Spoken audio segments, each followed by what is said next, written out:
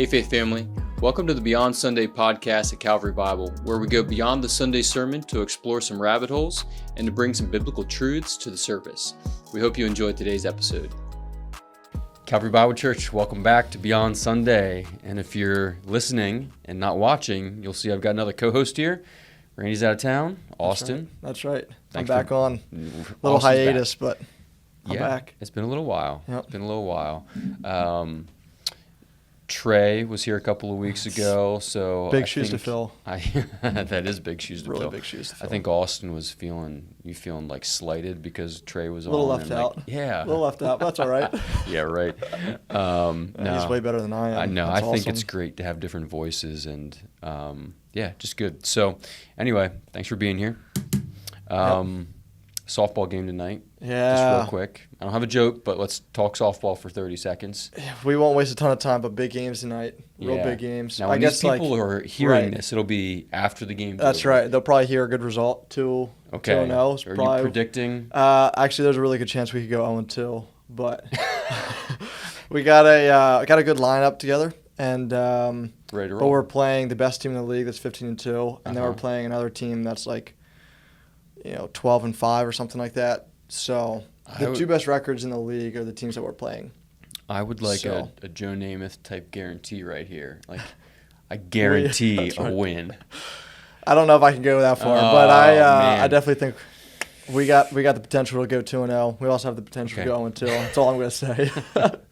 Okay, great. Well, we'll see. You guys can check that out. I'm tied for the most home runs on the team, though. Oh, are you? Yep. I got 2 home runs, both inside the park, though. So, I don't know. That's right. Thank you. Here we go. Yep. Had to talk myself up since I'm on the podcast. Power positive thinking. There we go. All right, Psalm 91. So here we go.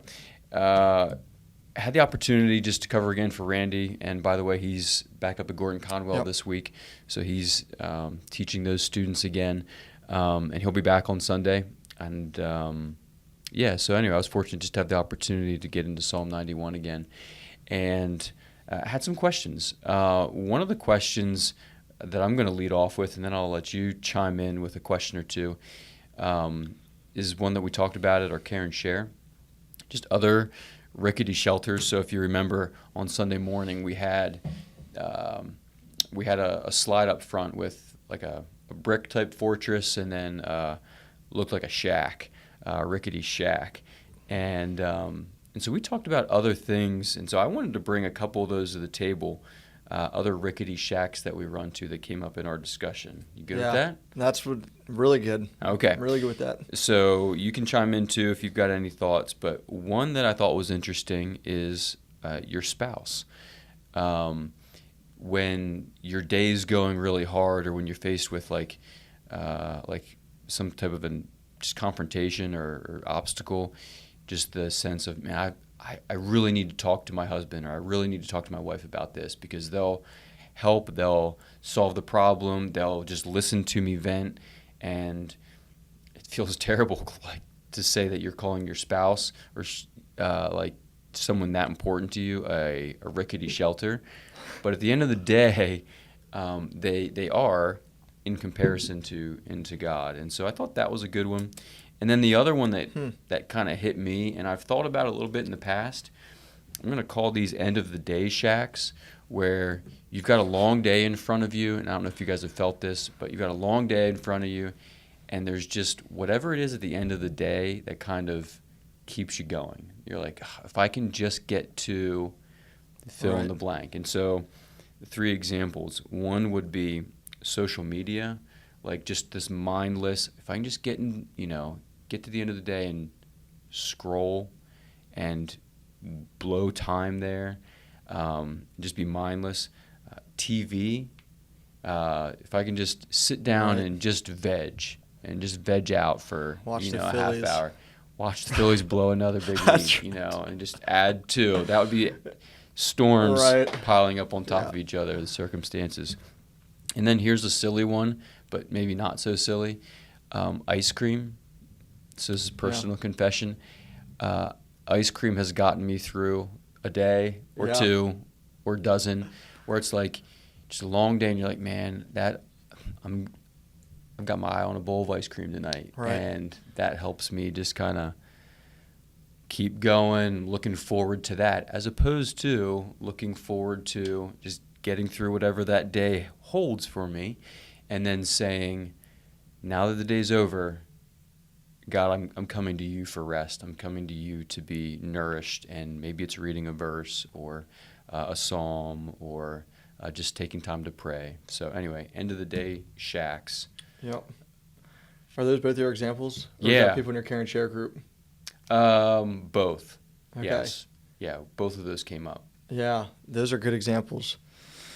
To add to that, you actually your end of the day shacks is a better way of saying what I was going to say. In my mind, I was thinking of like guilty pleasures probably isn't the right word, but I was thinking of like some of those like instant gratification type things that we go to help, and I don't know, take our mind off, the long day, or some of those things that were like just give us that quick like satisfaction or relief almost, if that makes sense. Yeah. So your example, I mean, that's better, but I was thinking is, something along the same lines as that.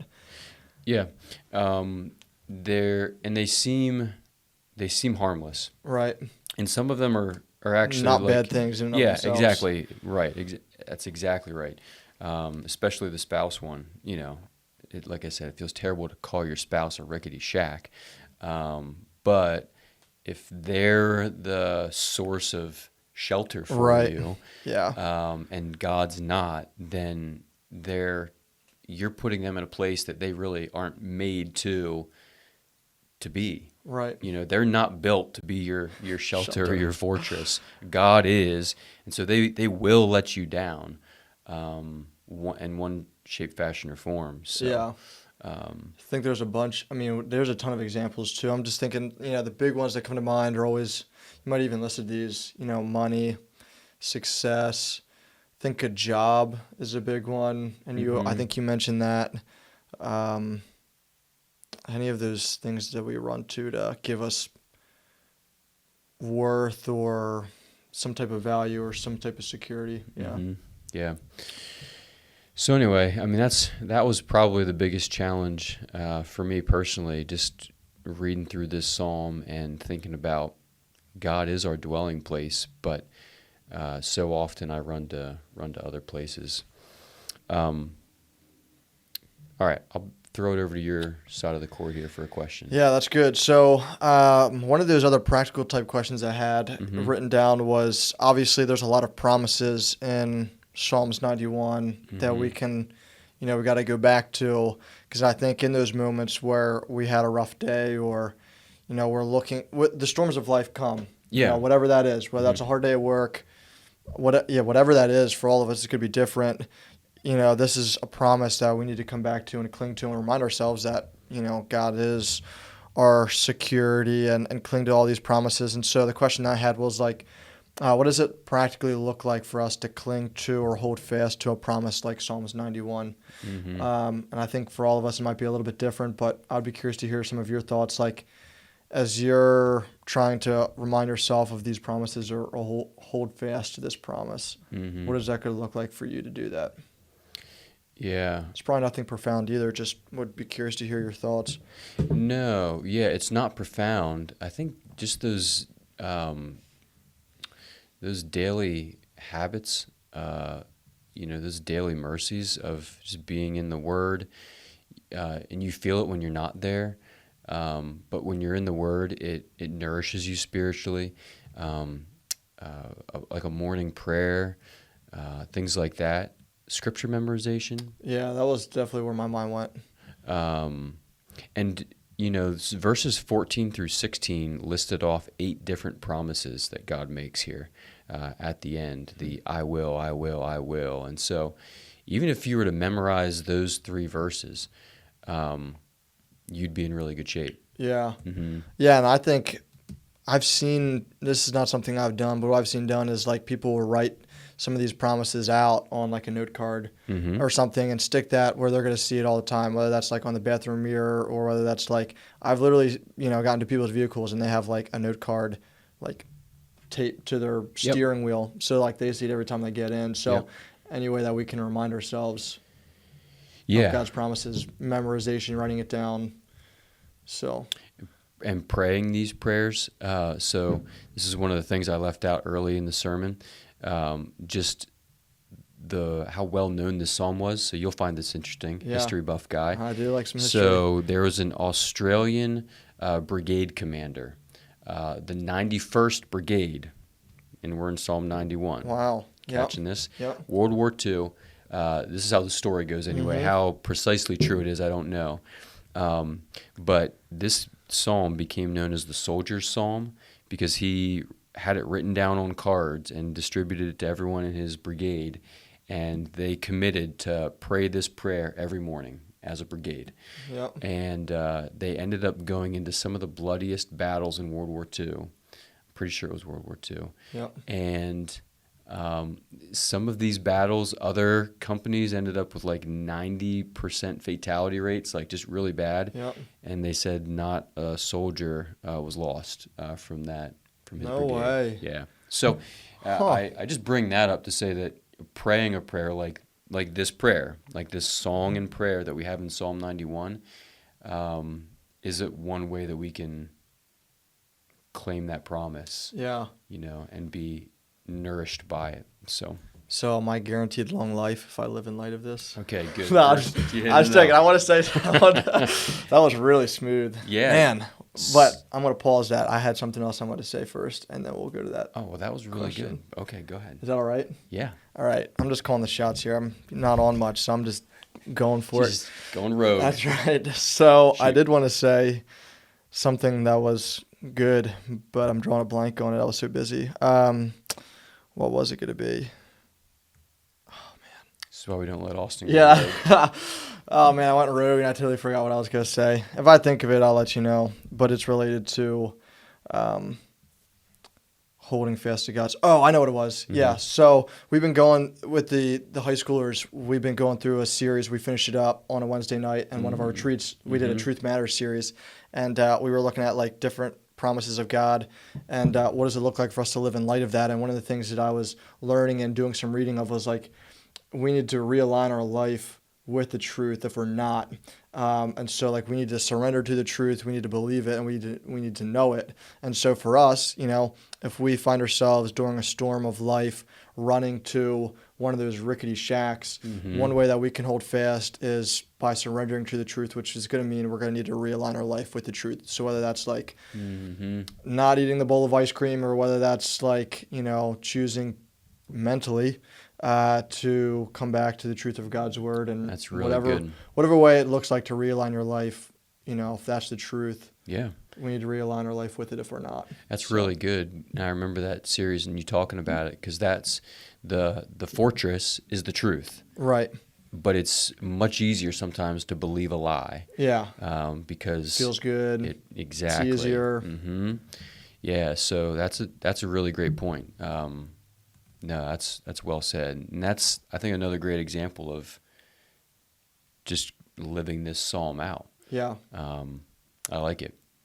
So you said long life. I did. Yeah, verse 16 reads, "With long life I will satisfy him and show him my salvation." And I think the 91st Brigade just claimed that, right? God was going to give them long life. That's right. No, I think that kind of feeds into a question I had, and I was making some notes on it early in the week. I didn't really talk about it, but I asked myself the question, like, if this was a psalm that Satan quotes to Jesus, Yep. right, and if the psalms point us to Jesus, Right. does it apply to Jesus, or does it apply to me? Does it apply to us as God's people? And where I settled on it was remembering that it does both. Are you talking specifically verse, like the whole psalm? Or are you The talking whole like, psalm, okay. including verse 16. But let's use verse 16 as an example. Right. So, "With long life I will satisfy him and show him my salvation." So if Jesus is reading that, how can Jesus read that and say, yeah, that applies to me, even knowing what's in front of him? Yeah. Jerusalem and the cross. But it applies to both, because this applies to God's children, including his firstborn, Jesus, and then knowing for us that these aren't guarantees of physical long life, but the spiritual dimension to that as well. And it applies to us in the same way that it applies to Jesus. Bad things happen to him. Mm-hmm. The worst, the baddest of bad things happened Right. to him. And yet ultimately God raised him up with victory. Yeah. And so bad things happen to us too. But at the end of the day, we have victory in the end. Mm-hmm. A couple verses that came to my mind. Don't fear those who can kill the body. So Yeah, the psalm right. talked a lot about not fearing. Yeah. Well, how can we not fear when someone's? I mentioned Joel Schrum. Yeah. A Donegal grad who was What year? Who was martyred. I'm going to familiar guess with he him. probably graduated in 2000 Donegal grad. So around your age. Yeah, he was a couple years ahead of me. Okay. But anyway, like, how can you claim don't fear when Right. you've got a gun to your head? Because scriptures tell us, don't fear those who can kill the body. Only fear those who can kill the soul. Take your soul, and that's God. And the other one is one of our favorite promises to claim. God will work out all things for good for those who love him. And so Jesus, and us, we can read a psalm like this and say, I'm not going to fear because I don't have to fear those who can take my life. I don't have to fear the circumstances that may come my way, because at the end of the day, God will work this out for my good. And so verse 16, with long life, God will satisfy us. That may not be in this world, but it will be in the next. Yeah. And so That's good. that's how I think we can claim some of these promises that we know that just in a broken world aren't going to physically pan out. speaking, how in the world is that going to work out? But, Yeah. Yep. So. Well said. Yeah. But I thought that was really fascinating. This Satan. It was neat to get the Psalm 91. That was one of my. Yeah. That was actually one of the things I found most interesting. I mean, I thought the whole sermon was really good, but that part there, like, I left, and that was one of the things that really stuck in my mind, because I thought, I found it really fascinating. I mean, where I think a lot of us are familiar with that, like temptation and the verses Satan uses, but to read what's next that was really fascinating. Yeah. Just powerful reminder of. And that's where our victory lies. Right. In the snake crusher, Jesus. So here's kind of an off the cuff question then. Satan tempts Jesus. Okay, I'm trying to process this as I'm speaking. Satan tempts Jesus. You throw yourself down off the temple, and God's going to save you. He'll command his angels to guard you. In what ways does Satan tempt us to throw ourselves off the temple? Because I think in that, he's tempting Jesus to take advantage of his place to, if Jesus jumps off and God saves him, he looks like, someone super special. So pride probably would play a part of that, arrogance, but he doesn't. So in what ways does in what ways does Satan tempt us in a similar way that he tempts Jesus here? That, go ahead, do it. Right. He'll save you. He'll command his angels. I remember hearing, and when I was reading, I don't know, that you might say this is not the case, but in 1 John, they talk about he talks about 3 different sins that can be summed up. It's the pride of life, the lust of the flesh, and I'm missing one more, but I've heard that exactly those what you 3 mean. temptations, you know what I'm talking about? Uh-huh. I've heard those temptations can be summarized in those, and maybe that one being the pride of life, because I know when they said, the commentaries I was reading was saying, like, when Jesus is standing there and Satan tempts him with looking at everything that's, relating to the lust of the flesh, you can have all this. Yeah. So that might help put a little bit of understanding into what you're talking about there. I don't know, pride of life or. Yeah, no, that's good. So helps. Satan can tempt us to say, hey, God's maybe one of two ways. God promises to bless you. So just, go out and take advantage Right. of what's out there in the world to take advantage of or to accumulate in your own life. Mm-hmm. Because God's promised you blessing and God's promised you to prosper, but that I think would be a false understanding of what God has actually promised us. Yeah. To some of the people, he does promise physical blessing and material, and we see that play out in the Old Testament. But not for all of God's people does he promise that. Mm-hmm. And so that would be probably just a poor reading of Scripture. Yeah. Getting back to your truth claim, truth matters. Right. And then on the other side, I forget where my mind was going. But no, I think that's one of the ways that Satan can tempt us. Yeah. I'm trying to find that verse. If I find it, I'll let you know. But I think it's a valid point. Yeah. So. Yeah, good. So, no, I think I'm out of questions or comments. You got anything left? No, that's it.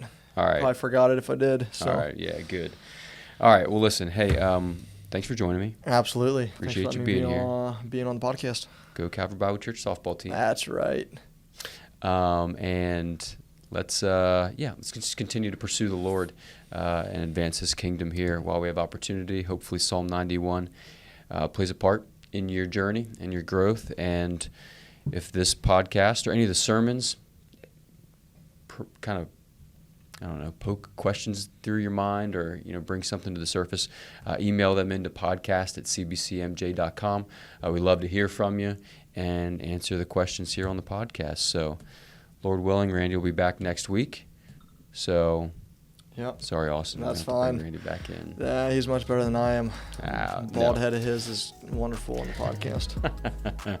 We all bring our own strengths, and he's got his hair. That's right. So, And I have mine. and you have yours. That's right. All right. Hey, we love you guys. We'll see you on Sunday. Thanks again for joining us on today's episode. And remember, our Sunday sermons are meant to lead us to a life of worship beyond Sunday.